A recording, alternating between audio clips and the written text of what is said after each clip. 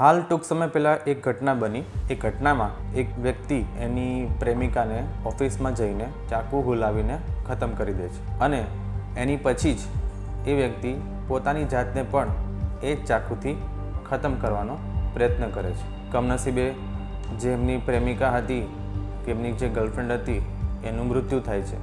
આવું કેમ થાય છે? આજના 21મી સદીના આ યુગની અંદર આવી ઘટનાઓ આપણે કેમ જોઈ રહ્યા છીએ? કેમ લોકોની વચ્ચેના સંબંધો હિંસાત્મક સ્વરૂપ લઈ લે છે, જ્યારે આવા સંબંધો પ્રેમ અને અનુરાગથી આગળ વધવા જોઈએ?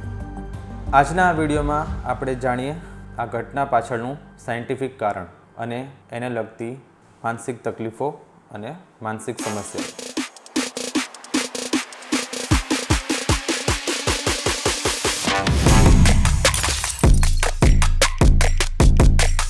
મારું નામ ડૉક્ટર ઋષિરાજ જોશી છે। હું સાયકેટ્રિસ્ટ છું અને હાલ હું એઝ એ કન્સલ્ટન્ટ પ્રેક્ટિસ કરું છું। મિત્રો, આ જે ઘટના બની એની પાછળ ઘણા બધા કારણો જવાબદાર હોઈ શકે છે। પરસ્પર જે છે એ વ્યક્તિઓ વચ્ચે મનભેદ કે મતભેદ હોવા લીધે, ઉગ્ર સ્વભાવ અથવા તો વ્યક્તિત્વની પરિસ્થિતિ અથવા તો વ્યક્તિત્વની અંદર થતી ખામીઓ અથવા તો પર્સનાલિટીને રિલેટેડ પ્રોબ્લેમ્સ, માનસિક બીમારીઓ જેવી કે schizophrenia, bipolar mood disorders, anti social personality disorders પણ આ બધી ઘટનાઓને અંજામ આપી શકે છે। જેમ આપણે આ વિડીયોમાં જોયું કે વ્યક્તિ જે છે એ કહેવા પ્રમાણે કે એની પ્રેમિકાને ખતમ કરી નાખે છે અને એના ખતમ કર્યા પછી એ પોતાની જાતને પણ ખતમ કરવાનો પ્રયત્ન કરે છે। કાર્લ મેનિન્જર નામના એક સાયન્ટિસ્ટે ખૂબ સરસ મજાની બુક લખેલી છે, જેમાં લખ્યું છે મેન અગેન્સ્ટ હિમસેલ્ફ, એટલે કે સુસાઇડ એટેમ્પ્ટ કરવા માટે માણસને એક માનસિક શક્તિની જરૂર પડે છે અને ઘણી વખત કોઈ બીજા કારણોસર આ ઘટનાને પૂરું કરવા માટે એને એ તાકાત એ ઘટના પછી જ મળે છે। પોતાની પ્રેમિકા સાથેની લડાઈમાં અથવા તો રિજેક્શન ઘણી વખત આ લોકો સહન કરી શકતા નથી અને જ્યારે આ કોન્ફ્લિક્ટ જે છે એ એક હદથી વધારે આગળ વધે છે ત્યારે આ પ્રકારની હિંસાત્મક ભાગની અંદર પરિવર્તિત થતું હોય છે।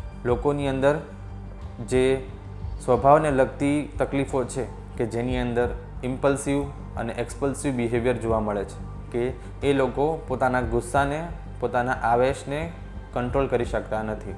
એ ભાવનાઓ કે જે ઇમોશન્સની જે હાઇપ ક્રિએટ થાય છે એને કંટ્રોલ કરી શકતા નથી અને એને સમહાઉ એક્ઝિક્યુટ કરતા હોય છે।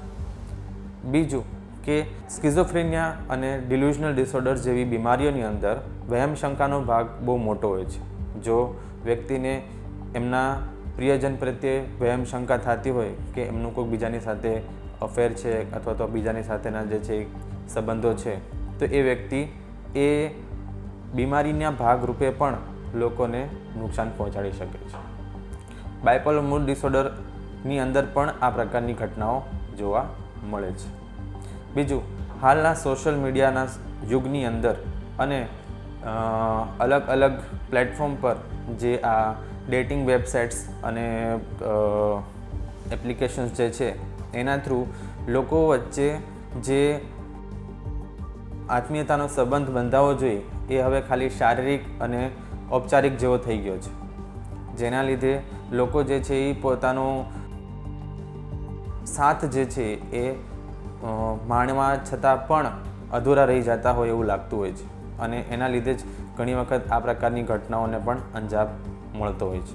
જેમ આપણે આ વિડીયોમાં જોયું એવી રીતે જો વ્યક્તિને એકબીજા માટે ટ્રસ્ટ ઓછો હોય અથવા તો એ ટ્રસ્ટ ન હોવાના લીધે વહેમ શંકાનો ભાગ વધતો હોય છે અને વારંવાર તમને જો વહેમ શંકાના લીધે તકલીફો થતી હોય છે તો તમે માનસિક સારવારની મદદ લઈ શકો છો।